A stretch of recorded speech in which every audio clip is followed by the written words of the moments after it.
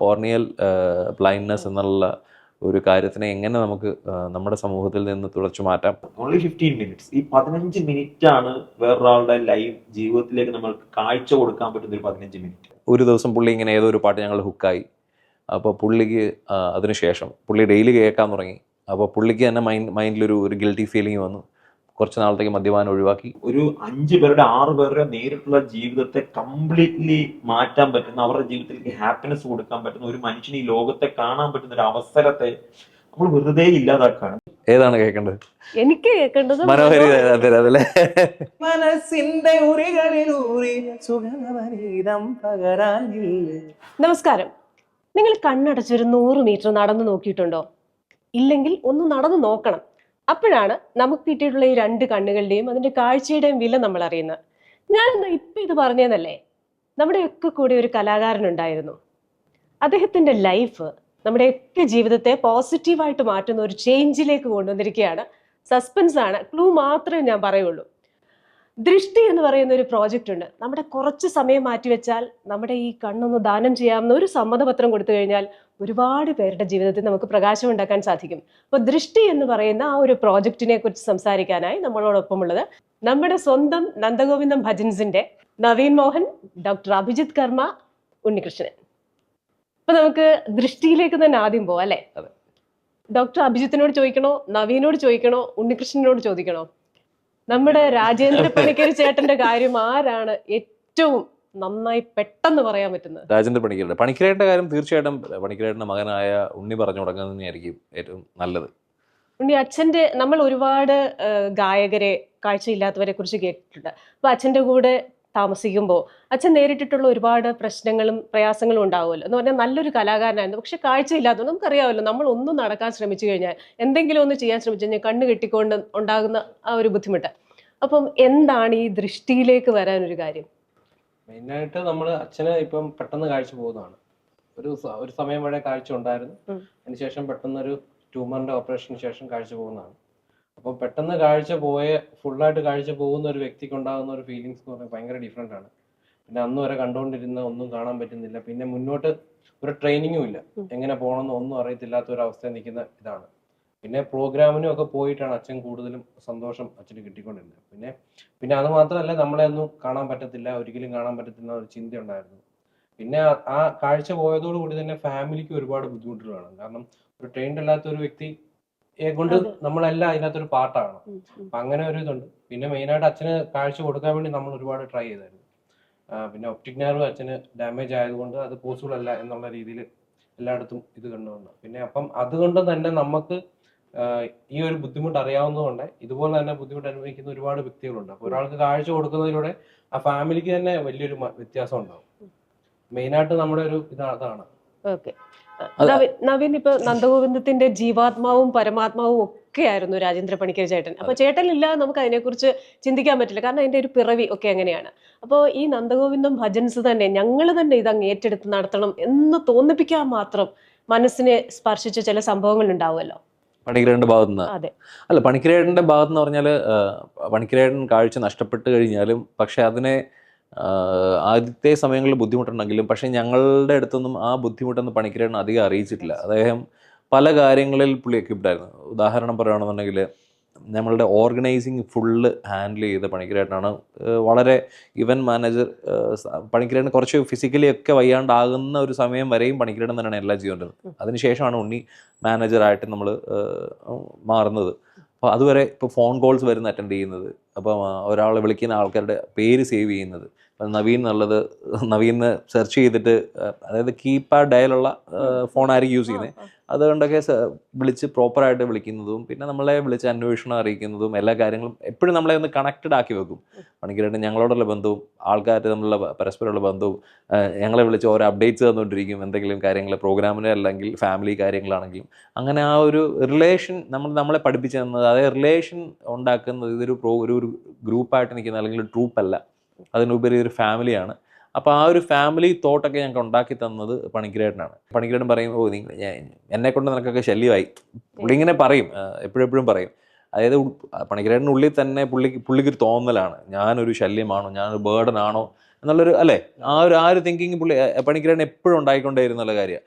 പക്ഷെ നമുക്കൊന്നും അങ്ങനെ ഒരു ശല്യമൊന്നും ആയിരുന്നില്ല. എന്നാൽ പോലും പണിക്കരേട്ടന് തന്നെ തോന്നലുണ്ടാവും. അപ്പം അത് നമ്മൾ എത്ര കാണിച്ചില്ലെങ്കിലും ഈ പണിക്കരേട്ടൻ ഉൾപ്പെടുന്ന ആ ഒരു സമൂഹത്തിലെ എല്ലാവർക്കും, ഇപ്പം ഞാൻ പറയുന്ന കാര്യം ഇപ്പം കാഴ്ചയില്ലാത്ത ആൾക്കാർക്ക് റിലേറ്റ് ചെയ്യാൻ പറ്റും. കാര്യം അവരുടെ മനസ്സിലുള്ള ഒരു തിങ്കിങ് ആയിരിക്കും എപ്പോഴും ഈ ഒരു കാര്യം.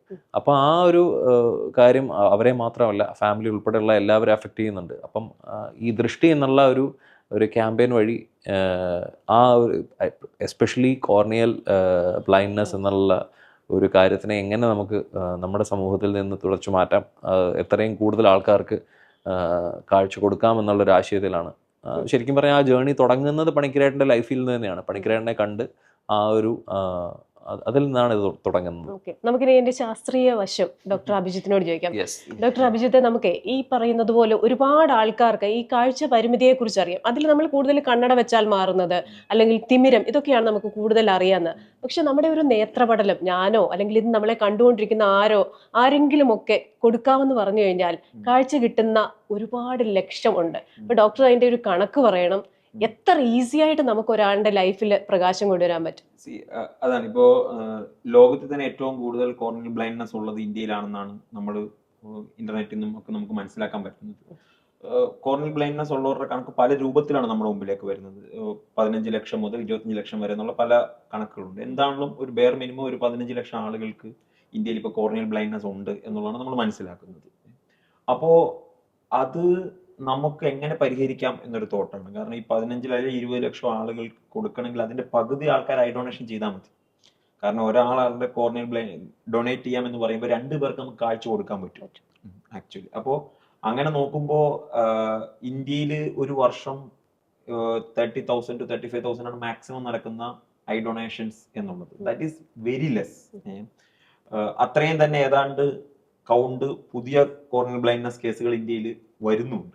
അപ്പോൾ ഈ പറയുന്ന രീതിയിൽ നമ്മൾ നോക്കുമ്പോൾ എങ്ങനെയാണ് നമുക്ക് അത് ജീവിക്കുക? എല്ലാവർക്കും മരണത്തിന് ശേഷമാണ് ഐ ഡൊണേറ്റ് ചെയ്യേണ്ടത്, അല്ല ജീവിച്ചിരിക്കുമ്പോൾ ചെയ്യുന്ന ഒരു കാര്യമല്ല ഇത്. ഇപ്പം അപ്പൊ ഈ മരണത്തിന് ശേഷം ഐ ഡൊണേറ്റ് ചെയ്യുമ്പോൾ എന്തുകൊണ്ടാണ് ആളുകൾ ഇതിലേക്ക് വരാത്തത്? നമ്മൾ ആളുകളോട് സംസാരിക്കുമ്പോൾ, നമ്മുടെ കൂട്ടത്തിൽ തന്നെയുള്ള ചിലരോടൊക്കെ സംസാരിക്കുമ്പോൾ ഈ ഞാൻ കൊടുക്കത്തില്ല, അത് മരിച്ചു കഴിയുമ്പോൾ നമ്മളുടെ ഈ ഏരിയ കീറി മുറിച്ചുകൊണ്ടായിരിക്കും പോകുന്നത്. ഇത് ഞാൻ പറയുന്നത് ഒരു വളരെ അൺഎഡ്യൂക്കേറ്റഡ് ആയിട്ടുള്ള, വളരെ അങ്ങനെയല്ല, എഡ്യൂക്കേറ്റഡ് ആയിട്ടുള്ള നമ്മളൊക്കെ ഈവൻ സെലിബ്രിറ്റീസ് പോലും തെറ്റിദ്ധരിക്കുന്ന ഒരു കാര്യമാണ്.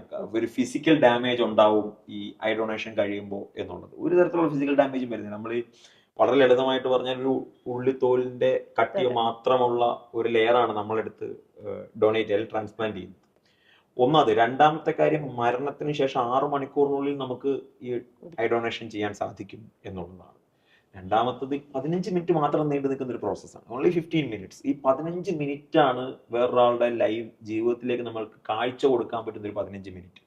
അപ്പോൾ ഡൊണേറ്റ് ചെയ്യുന്ന ആൾക്ക് ഒരു തരത്തിലുള്ള ഫിനാൻഷ്യൽ ബേർഡനും ഇല്ല.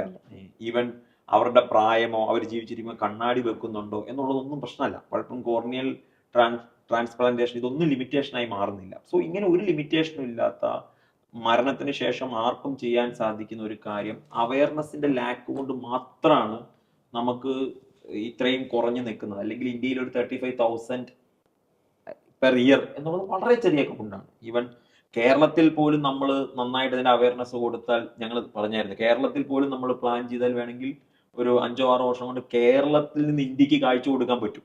ഇതിന്റെ കൃത്യമായ അവയർനെസ് നമ്മൾ മലയാളികൾക്ക് കൊടുത്താൽ എന്നുള്ളതാണ്. സോ ആ അവയർനെസ് കൊടുക്കുക എന്നുള്ളതാണ് ദൃഷ്ടി. ഇപ്പൊ നമ്മൾ ഏകത്വ ഫൗണ്ടേഷൻ എന്നൊരു നോൺ പ്രോഫിറ്റബിൾ ഫൗണ്ടേഷൻ അതിൽ നിന്നാണ് നമ്മൾ ഈ ആക്ടിവിറ്റി ചെയ്യുന്നത്.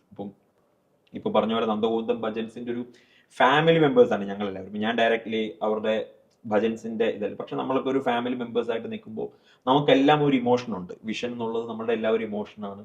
അപ്പോൾ ആളുകൾക്ക് ഇതിന്റെ ബുദ്ധിമുട്ട് അറിയുന്നവരെ എങ്ങനെ ഹെൽപ്പ് ചെയ്യാം എന്നുള്ള തോട്ടിൽ നിന്നാണ് നമ്മൾ ഇതിലേക്ക് വന്നതും. നമ്മളിപ്പോ CM ആണ് നമ്മളുടെ ഒരു ലോഗോ ലോഞ്ച് ചെയ്ത ദൃഷ്ടി എന്നുള്ളത്. അപ്പോൾ അത് ആളുകളിലേക്ക് എത്തിക്കുക, അതിനുവേണ്ടി ഒരു കൺസേൺ ഫോം ഞങ്ങൾ നമ്മുടെ വെബ്സൈറ്റിൽ ഇപ്പോൾ ആളുകൾക്ക് കൊടുത്തിട്ടുണ്ട്. കൺസേൺ ഫോം എന്നുള്ളത് ഒരു ഫോർമാലിറ്റി അല്ലെങ്കിൽ അവയർനെസിന്റെ ഭാഗമാണ്. അല്ലാതെ എപ്പോഴും നമ്മൾ എല്ലാവരും പറയുന്നതാണ്, ഇപ്പൊ നന്ദഗോവിന്ദത്തിന്റെ മെയിലിലേക്ക് നിങ്ങൾ ഒരു കൺസേൺ ഫോം തരുന്നു എന്നുള്ളത് അതിന്റെ പേരിലാണ് ഒരു ഗ്യാരണ്ടി അല്ല.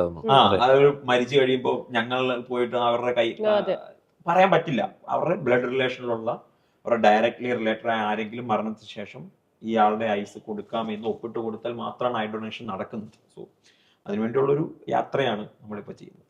അലക്സാണ്ടർ ചക്രവർത്തി പറഞ്ഞിട്ടുണ്ട്, ഞാൻ പോകുമ്പോൾ ഒന്നും കൊണ്ടുപോകുന്നില്ല എന്ന് കാണിക്കാൻ 2 കൈയും പുറത്തിട്ടേക്കണം എന്ന് പറഞ്ഞിട്ടുണ്ട്.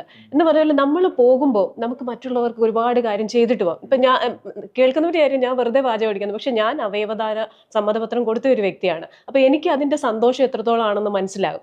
അപ്പോൾ എന്നോട് ചില ആൾക്കാർ നമ്മൾ പറയുമ്പോൾ അവർ പറയുന്ന ചില വാദം, ഒന്ന് ഈ കണ്ണിന്റെ കാര്യം ഡോക്ടർ പറഞ്ഞ ഫിസിക്കൽ ഒരു ഇമ്പയർഡ്നെസ്, ബോഡി കാണുമ്പോൾ വൃത്തികേടായിരിക്കും, അങ്ങനെയൊക്കെയുള്ള തോന്നുന്നുണ്ട്. 2 വളരെ വിചിത്രമായ ഒരു വാദം ചിലർ എന്നോട് പറഞ്ഞത്, ഞങ്ങളുടെ മരണാനന്തര ജീവിതം അല്ലെങ്കിൽ മോക്ഷം ലഭിക്കുമ്പോൾ അല്ലെങ്കിൽ അടുത്ത ജീവിതത്തിലേക്ക് പോകുമ്പോൾ ഞങ്ങൾക്ക് ഈ കണ്ണുണ്ടാവില്ല എന്ന് പറയുന്ന വാദമുണ്ട്. അപ്പൊ ഇതൊക്കെ എന്ന് പറഞ്ഞു കഴിഞ്ഞാൽ അങ്ങനെ ഉള്ള ചില സില്ലിയായിട്ടുള്ള ചില കാര്യം ചില ആൾക്കാർ പറയാറുണ്ട്. ഇനി ചില കേസിൽ സമ്മതപത്രം ഇപ്പോൾ ഒരാൾ കൊടുത്താലും ബന്ധുക്കള് അവർ ചിലപ്പോൾ സമ്മതിക്കാത്ത അവസ്ഥയുണ്ട്. അപ്പോൾ നമ്മളെ സംബന്ധിച്ചിടത്തോളം ഒരു 15 മിനിറ്റിന്റെ കാര്യം ഈ പറയുന്ന ഇത്രയധികം പേർക്ക് കാഴ്ച കൊടുക്കാൻ പറ്റുന്ന അത് നമ്മുടെ കയ്യിലുണ്ട്, ആ ഒരു കരുത്ത്. അപ്പൊ എന്തുകൊണ്ട് നമുക്കത് ഉപയോഗിച്ചുകൂടാ എന്നുള്ള എനിക്ക് തോന്നുന്നു കുറച്ച് പേർക്കെങ്കിലും അതൊരു അവയർനെസിന്റെ പ്രശ്നമാണ്. കാരണം ഇത് കൊടുക്കുന്നതിന് ഇപ്പൊ നമ്മൾ സാധാരണ കാണുന്നത് ഈ ബ്രെയിൻ ഡെത്തിന്റെ കേസിൽ അവയവദാനം വളരെ കുറവാണ് വരുന്നത്. പക്ഷേ ഇത് എല്ലാവർക്കും ചെയ്യാവുന്നതല്ലേ? എല്ലാവർക്കും. അതെ അതെ, എല്ലാവർക്കും ചെയ്യാൻ പറ്റുന്നതാണ്. അതുകൊണ്ടാണ് നമ്മൾ പറഞ്ഞത് ഇപ്പോ അവയവദാനം വേറെ ഏതെങ്കിലും എല്ലാ അവയവദാനങ്ങളും മഹത്തരാണ്. പക്ഷെ അങ്ങനെയൊക്കെ പറയുമ്പോഴും അതിന് വേറെ സൈഡ് വേണേ പറയാം, ഒരു ഡിബേറ്റബിൾ സബ്ജക്റ്റ് ആണെന്ന് പറയാം, ഒക്കെ പറയാം. പക്ഷെ ഈ ഐ ഡൊണേഷന്റെ കാര്യത്തിൽ നമുക്ക് അങ്ങനത്തെ ഒരു ലിമിറ്റേഷനും ഇല്ല. See your age is not a limit. Even അതാ നമ്മൾ പറഞ്ഞു, ജീവിച്ചിരിക്കുമ്പോൾ സ്പെക്സ് വെച്ചതാണെന്ന് പോലും പലപ്പോഴും ഒരു ലിമിറ്റേഷൻ അല്ല. ഇപ്പൊ നമ്മൾ ആൾക്കാർ ചോദിക്കുമ്പോൾ നമ്മൾ ഇപ്പം ഞാൻ കൺ ഡൊണേറ്റ് ചെയ്യണം, എൻ്റെ കൂടെ ആ കണ്ണാടിയും കൂടെ കൊടുക്കണം കേട്ടോ എന്നൊക്കെ നമ്മളോട് തമാശക്ക് പറയുന്നത്. അങ്ങനെയല്ല, അത് ഇപ്പൊ കറക്റ്റ് ആയിട്ട് പറഞ്ഞതുപോലെ ഇത് അവയർനെസ് ആണ്. നമ്മൾ പറഞ്ഞുകൊണ്ടിരിക്കുക എന്നുള്ളതാണ്. നമ്മളിപ്പം ഞാനും കണ്ടു, ഇപ്പൊ ചിലരോടൊക്കെ സംസാരിക്കുമ്പോൾ ചില അന്ധവിശ്വാസങ്ങൾക്ക് ഇതിന്റെ പുറകിലുണ്ട്. കൊടുക്കുമ്പോൾ അടുത്ത ജന്മത്തിൽ നിങ്ങൾ ജനിക്കുമ്പോഴേ അന്ധനായി മാറും എന്നൊക്കെ ഉള്ള, അതിനോടൊക്കെ ശരിക്കും പറഞ്ഞ സൈലൻസ് മാത്രമാണ് നമുക്ക് ചെയ്യാൻ പറ്റുന്നത്. അല്ല അതിനെ പിടിച്ചിരുത്തി അതിനെപ്പറ്റി നമ്മള് ഡിബേറ്റ് പോലെ അത് ശരി. പക്ഷെ നമ്മൾ മനസ്സിലാക്കുന്നിടത്തോളം ഒരു ഈവൻ ഹിന്ദുവോ ക്രിസ്ത്യനോ മുസൽമാനോ ഒരു മതങ്ങളും ഇതിനെ ലിമിറ്റ് ചെയ്യുന്നില്ലെന്ന് മാത്രമല്ല, അവരെല്ലാവരും ഇതിനെ ഒരു മഹത്തരമായിട്ടുള്ള കാര്യമായിട്ടാണ് കാണുന്നത്. അത് മാത്രമല്ല, നമ്മുടെ കോമൺ സെൻസ് ആലോചിച്ച് നോക്കിയാൽ പോരെ, നമ്മൾ മരിച്ചു കഴിയുമ്പോൾ നമ്മൾ ഇനി കുഴിച്ചിടുവാണെങ്കിലോ കത്തിക്കുവാണെങ്കിലോ എങ്ങനെയാണെങ്കിലും ആ സമയത്ത്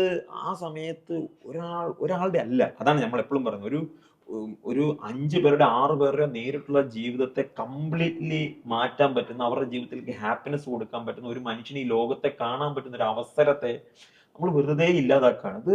പക്ഷെ ഞാൻ മനസ്സിലാക്കുന്നിടത്തോളം ഇത് 99% ഇത് അവയർനെസിന്റെ കുറവാണ്.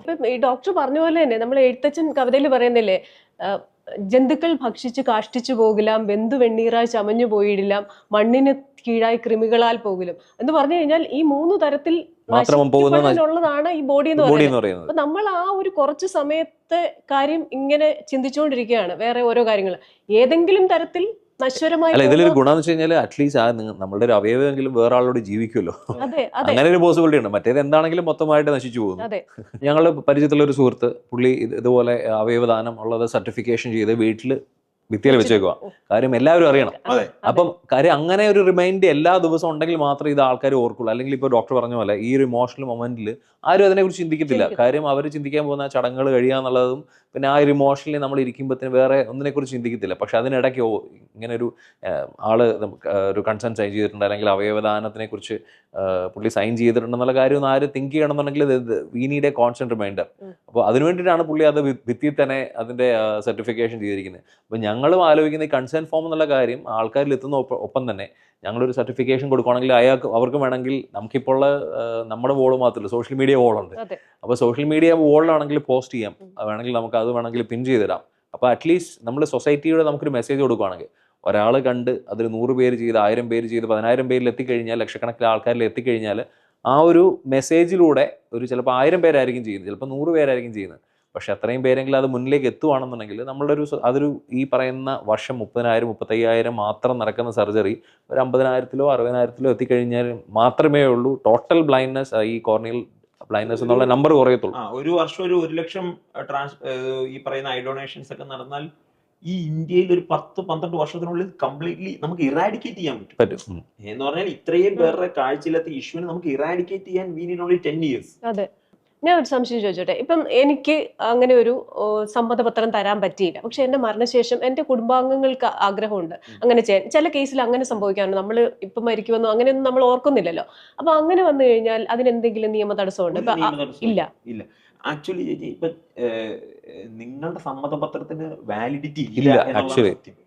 ഇപ്പൊ നിങ്ങൾ സമ്മതപത്രം തന്നു എന്നുള്ളതുകൊണ്ട് അതിന് വാല്യൂ ഇല്ല ഇല്ല. ലീഗലി. അതിന്റെ വാല്യൂ വരുന്നത് നമ്മുടെ ബ്ലഡ് റിലേഷനിലുള്ളവർ ഇത് ഡൊണേറ്റ് ചെയ്യണം എന്ന് പറയുന്നിടത്താണ്. സോ അതാണ് ഏറ്റവും പ്രധാനം. അവിടെയാണ് ഈ അവയർനെസിന്റെ അതാണ് അവിടെയാണ് അവയർനെസിന്റെ ഭാഗം. അപ്പൊ നമ്മളും ചെയ്യുന്നതാണ്, നമ്മളുടെ കൺസേൺ ഫോമുകൾ നിങ്ങൾ സൈൻ ചെയ്യുന്നതിനോടൊപ്പം നമ്മളുടെ കസിന്റെയോ അല്ലെങ്കിൽ ഇപ്പൊ ഫാദർ മദർ സൺ അപ്പൊ ഒരു മെയിൽ ഐ ഡി കൊടുക്കുന്നുണ്ട്, നിങ്ങൾ ടൈപ്പ് ചെയ്ത് തരുന്നുണ്ട്. അപ്പൊ കൺസേൺ ഫോം നമുക്ക് വരുന്ന കൂട്ടത്തില് നമുക്ക് വരുന്നതിന്റെ കൂട്ടത്തിൽ നിങ്ങളുടെ ബ്ലഡ് റിലേഷനിലുള്ള ആൾക്കും ആ മെയിൽ ചെല്ലും, നിങ്ങളുടെ ഇന്നയാള് കൺസേൺ ഫോം തന്നിട്ടുണ്ട് എന്നുള്ള അവയർനെസ് നമ്മൾക്ക്. യഥാർത്ഥത്തിൽ മരണത്തിന് ശേഷമാണ് ഇതിന്റെ പ്രോസസ് ഉള്ളത്.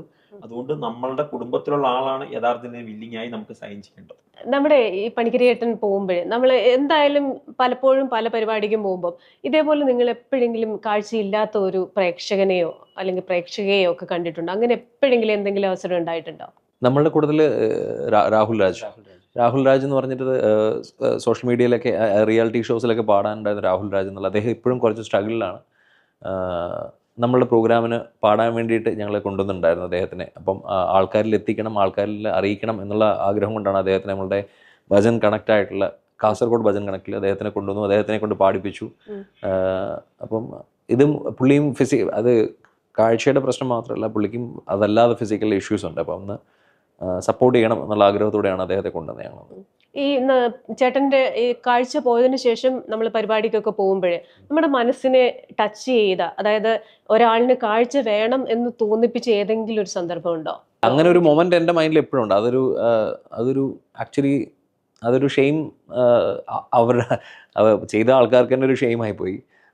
ഞങ്ങൾ പ്രോഗ്രാമിന് പൊയ്ക്കൊണ്ടിരിക്കുമ്പോഴത്തേനും പണിക്കരേട്ടനെ ഞങ്ങളിങ്ങനെ പിടിച്ചുകൊണ്ടാണ് പോകുന്നത്. ഇപ്പോൾ പണിക്കരേട്ടൻ നമ്മൾ തോളെ പിടിക്കും, നമ്മൾ സ്റ്റെപ്പ് കയറുമ്പോഴത്തേനും കറക്റ്റ് പണിക്കരേട്ടൻ അറിയാം. അപ്പോൾ പണിക്കരേട്ടനും സ്റ്റെപ്പ് അങ്ങനെ വെച്ച് പോകും. അപ്പോൾ നമ്മൾ കുറച്ച് പേരപ്പത്തിന് ഇത് കണ്ടുകൊണ്ട് നിന്നിട്ട് അവർ നമ്മളുടെ അടുത്തേക്ക് വന്നിട്ട് അവർ എന്തോ അവർക്കൊരു വല്ലാത്ത രീതിയിലാണ് വരുന്നത്. വന്നിട്ട് ചോദിച്ചു, എന്നിട്ട് നമ്മളുടെ അടുത്ത് വന്നിട്ട് പറഞ്ഞു, കള്ള് കുടിച്ചിട്ട് ആൾക്കാരായിട്ട് ഭജനയ്ക്ക് കയറ്റാൻ പറ്റത്തില്ല കേട്ടോ.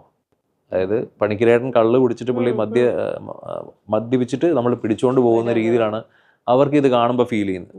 അത് പണിക്കരേട്ടനും കേൾക്കുന്നുണ്ട്. അപ്പോൾ പണിക്കരേട്ടനും അത് ഭയങ്കരമായിട്ട് ഫീലായി, അത് കേൾക്കുന്നത് നമുക്കും ഫീലായി. അപ്പം തന്നെ ഞങ്ങൾ പറഞ്ഞു, ചേട്ടാ ആൾ കാഴ്ചയില്ലാത്ത ആളാണ്. അപ്പോഴത്തേനും അത് കഴിഞ്ഞ് കഴിയുമ്പോഴത്തേനും അവർക്ക് ഭയങ്കരമായിട്ട് അവർക്ക് തന്നെ ഫീൽ ചെയ്തു. അതിൽ പുള്ളി പോകുന്നിടം വരെ പ്രോഗ്രാമിന് കയറുമ്പോഴും അതിന് ശേഷമൊക്കെ അവർ ക്ഷമ ചോദിച്ചുകൊണ്ട് പിന്നെയും വിളിച്ച് ക്ഷമ ചോദിക്കുന്നു, അങ്ങനെയൊക്കെ. പക്ഷെ അവർക്ക് തന്നെ ഭയങ്കരമായിട്ട് ഒരു ഫീൽ ചെയ്തൊരു മൊമെന്റ് ആയിരുന്നു അത്. ഇത് നടക്കുന്നത് എൻ്റെ ഓർമ്മ ശരിയാണെങ്കിൽ ഒരു 17 വർഷമെങ്കിലും ആയിട്ടുണ്ടാവും. എൻ്റെ മൈൻഡിൽ ഇപ്പോഴും ആ ഒരു ഇൻസിഡന്റ് കിടക്കുന്നത്. കാര്യം അത് നമ്മളെ അത്രത്തോളം നമ്മളെ ടച്ച് ചെയ്തുകൊണ്ടാണ് കാര്യം അവർ വന്ന് പറഞ്ഞത്. നവീനെ ഇവിടെ വിളിച്ചിരുത്തിയിട്ട് ഒരു ഭജൻ പാടിക്കാതെ വിട്ടു കഴിഞ്ഞാൽ ഈ പ്രേക്ഷകർ എന്റെ അഡ്രസ്സ് ചോദിച്ചു വന്ന് തല്ലും. അച്ഛന് ഏറ്റവും ഇഷ്ടം ഉണ്ടായിരുന്ന ഏതാണ് നവീന് പാടാൻ പറ്റുന്ന?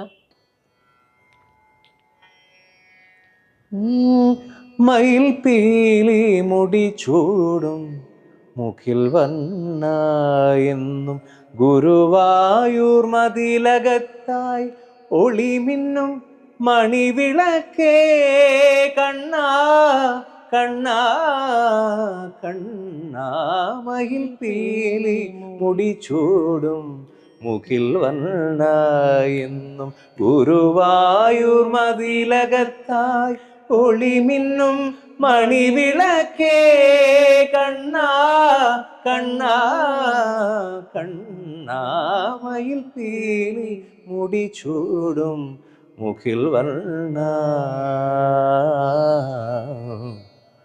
കണ്ണാ.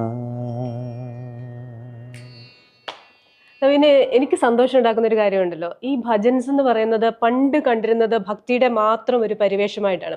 പക്ഷെ ഇപ്പൊ നമ്മുടെ ജെൻസി കുട്ടികൾ ഒരുപാട് അവര് ആൽക്കഹോൾ ഉപയോഗിക്കുന്നില്ല, സ്മോക്ക് ചെയ്യുന്നില്ല, മറ്റ് രാസലഹരി ഒന്നും ഉപയോഗിക്കുന്നില്ല. പക്ഷെ വളരെ എനർജറ്റിക് ആയിട്ട് നമ്മൾ മുംബൈയിലേക്കൊക്കെ പോയി കഴിഞ്ഞു കഴിഞ്ഞാൽ ഭജൻ ക്ലബ്സ് കാണാം. അതുപോലെ തന്നെ എനിക്ക് തോന്നുന്നു ഇവിടെയും അത് എൻജോയ് ചെയ്യുന്ന മദ്യമോ മയക്കുമരുന്നോ മറ്റൊരു ലഹരിയോ ഇല്ലാതെ സ്വന്തമായിട്ട് എനർജറ്റിക് ആയിട്ട് പോകുന്ന അപ്പൊ ജെൻസിക്ക് വേണ്ടി നിങ്ങൾ എന്തെങ്കിലുമൊക്കെ കാത്തു വെച്ചിട്ടുണ്ടോ?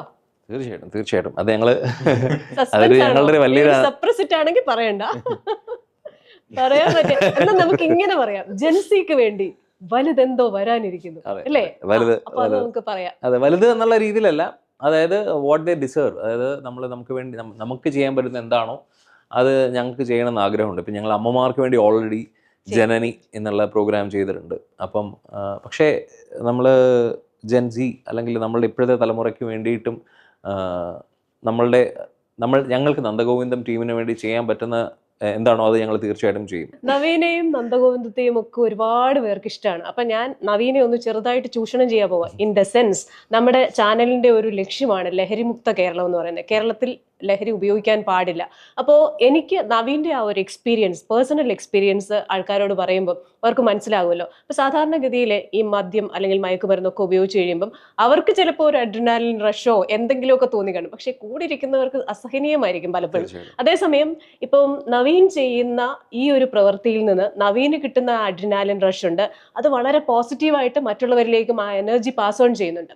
ആ എക്സ്പീരിയൻസ് എന്ന് പറഞ്ഞാൽ നമ്മൾ ഈ കാശ് കൊടുത്ത് കടിക്കുന്ന പട്ടി വാങ്ങിക്കുന്ന പോലെ മദ്യം മയക്കുമരുന്ന് ആ സാധനത്തിൽ നിന്നൊക്കെ മാറി ഇതുപോലെയുള്ള പോസിറ്റീവായിട്ടുള്ള കാര്യങ്ങളിലേക്ക് ആൾക്കാർക്ക് വരാൻ പറ്റും. തീർച്ചയായിട്ടും. അല്ലെ, എൻ്റെ പേഴ്സണൽ എക്സ്പീരിയൻസ് ഞാനിപ്പോൾ ഓൾറെഡി പറഞ്ഞതുപോലെ എനിക്ക് അതിൽ നിന്നുള്ള കിട്ടുന്നൊരു സാറ്റിസ്ഫാക്ഷൻ എന്ന് പറയുന്നത് നമ്മൾ ആ പെർഫോമൻസ് ചെയ്യുക, നമ്മൾ പ്രോഗ്രാം മാത്രമല്ല, അത് ഞാനൊരു ലിസണറാണ് നമ്മളുടെ കൂട്ടത്തിൽ. അപ്പം നമ്മൾ ഇത്രയും ഒരുമിച്ച് പാടുന്നതാണ്. അപ്പം നമുക്ക് കിട്ടുന്ന ആ ഒരു അറ്റ്മോസ്ഫിയർ, ആ എക്സ്പീരിയൻസ് എന്ന് പറയുന്നത് ഇറ്റ്സ് അൺമാച്ചബിൾ. അപ്പം എനിക്ക് വേറെ എവിടെ നിന്നും ആ ഒരു കൈൻഡ് ഓഫ് ഒരു മനസ്സിനെ സമാധാനമാക്കുന്ന ഒരു ഫീലിംഗ് എനിക്ക് എവിടെ നിന്നും കിട്ടിയിട്ടില്ല.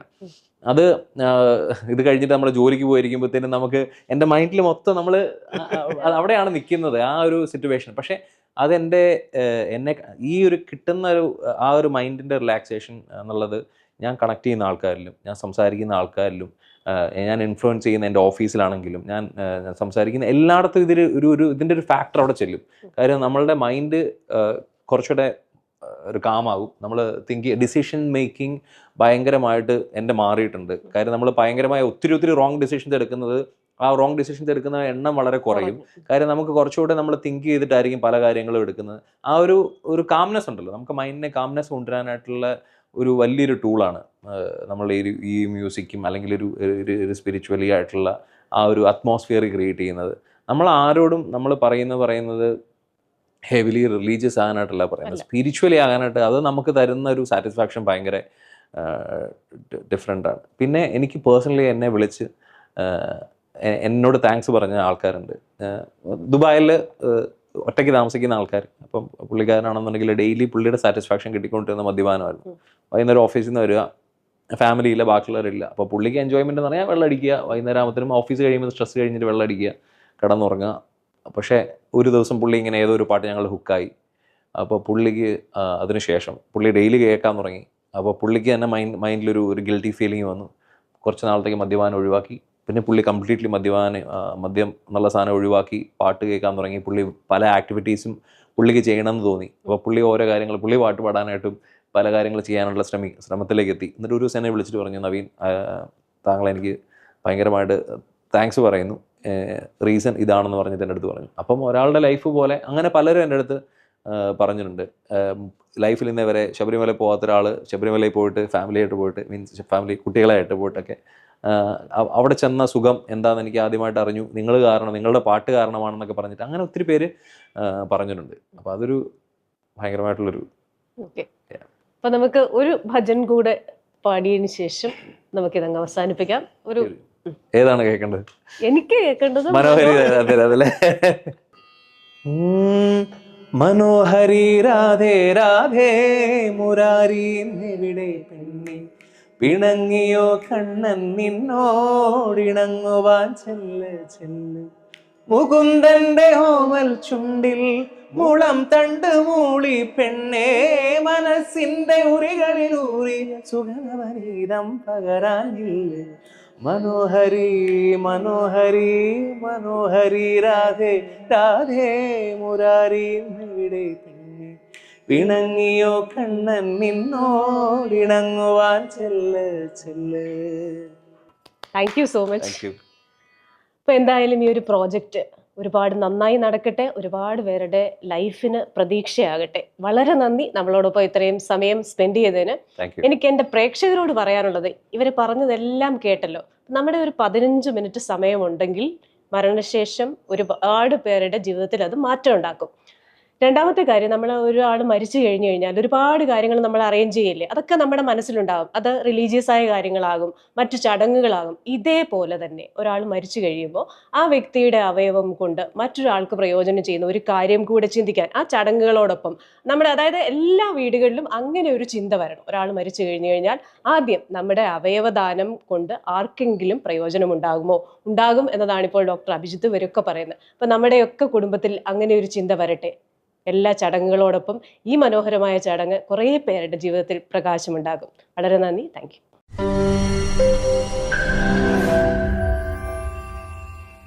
ലോകത്തെവിടെയായാലും ഏത് സമയത്തും 24 വാർത്തകളും ഓഗ്മെന്റഡ് റിയാലിറ്റി പാക്കേജുകളും എക്സ്പ്ലെയിനറുകളും വിശദമായി കാണാൻ ഞങ്ങളുടെ യൂട്യൂബ് ചാനൽ നിങ്ങൾക്ക് സബ്സ്ക്രൈബ് ചെയ്യാം.